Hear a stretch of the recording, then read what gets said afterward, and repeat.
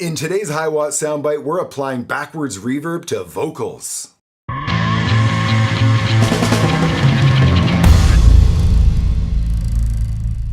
Okay, so for today's example, I've just opened up a totally unfinished demo for my own band.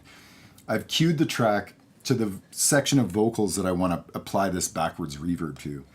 Maybe just for perspective, I'll take it back. I'll cue the song to maybe like 4 bars ahead of this section, just for a point of reference. Let's have a listen. Hold on, hold on, hold on, hold on. All I ask is don't let go.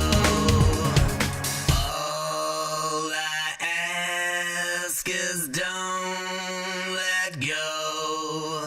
For this example, the backwards sound I'm going to try and go for here is really just the sound of a backwards track playing, but where it's still intelligible. You can still actually hear what's being said.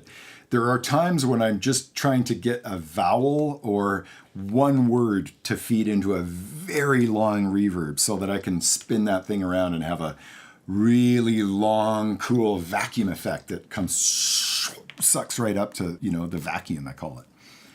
In this case, I'm not really going for that. This case, I just want a track that I can blend under the original vocal track and just have some interesting kind of backwards tone going on. What do I know the reverb is going to need? It's not going to be some long time. It's probably going to be some mid-range thing. If I want it intelligible, then I'll probably want lots of early reflections and for it to be a fairly bright sound and stuff like that. Now, more often than not today when I'm using digital reverb, I like to set it up so that I can put a high pass filter between my channel send and the input to that reverb. Why? Mostly just so I can clean up a bunch of bottom end that is not necessary to send to that reverb. Yeah, I don't know if there's anything that'll mess your bottom end up more than a bunch of unnecessary bottom end feeding a reverb and that reverb trying to reproduce it. It's sort of mad because in the end when you're mixing, you don't need that bottom, so you're immediately reaching for a high pass filter anyway. Let's have a listen to exactly what I'm talking about. Now in this particular track, I've already created a stereo auxiliary sending out to bus 5 and 6. Instead of creating one stereo auxiliary for my reverb, I just create 2, and I use one for the return and one for the send. So I've already gone ahead and done that. Let me just turn these tracks on. This track that I'm calling EQ, this is just a stereo auxiliary track that is only purpose is so that I can add a processor between the channel send and my reverb input. Okay, so I'm going to play the vocals. We're only going to listen to the return of the reverb. I'm going to leave my high pass filter inserted initially, and then I'll bypass it. Wow, wait till you hear how big a difference this has on the effect of the return of that reverb. It's unbelievable. Check it. Ask is don't let go. All I ask is don't let go. So you can hear how huge an impact that has. Now I'm just sending 2 tracks to that reverb. What if I had 12 vocal tracks? Every one of those tracks you're sending is going to compile that much more low-end energy. And in the end, it's just a bunch of mud. Like there's no reason to send that low energy to the reverb. You might as well just send what you want from it. And you'll get a much better result than if you send it flat and then try and EQ the returns, obviously. Okay, so you can imagine, let's say we've just taken 10 minutes and we've dialed our vocals, our reverb sound into what we feel is going to sound really good played backwards, like this. All I ask is don't let go. So now we need to feed these vocal tracks into our reverb backwards, right? So typically for this, I'll just go ahead and make a duplicate playlist for those vocal tracks so that I can flip them around or cut them up or do whatever I want without messing with the original.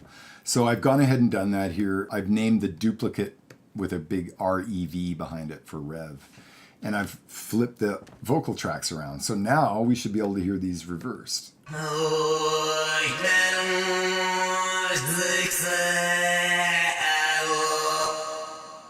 So there we have our backwards vocal track playing into our reverb. Let's go ahead and track it. Oh,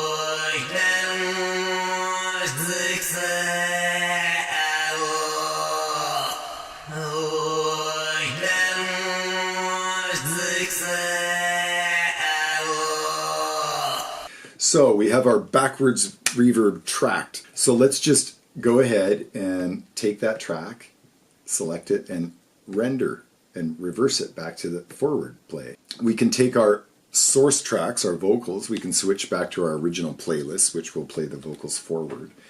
And then, of course, we're going to have to adjust where that new backwards track sits in our mix, because when we flip the vocals, we change the timing of the vocals and therefore change the timing of this effect. Very typically, it's usually quite simple. You usually just have to move it like one bar or, a fixed amount. See, I'm a little early there. I just wanted one of those.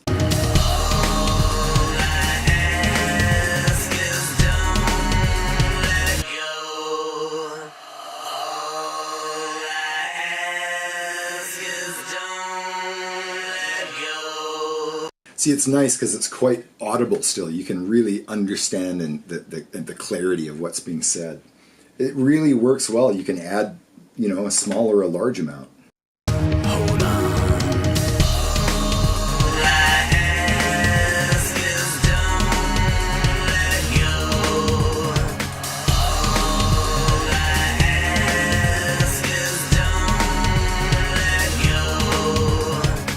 And there it is. That's how I like to track backwards reverb on my vocals. Well, thank you very much for sitting in on today's session. And if you feel this session has value, please consider subscribing to my channel. And by all means, go ahead and share this session with a friend or colleague.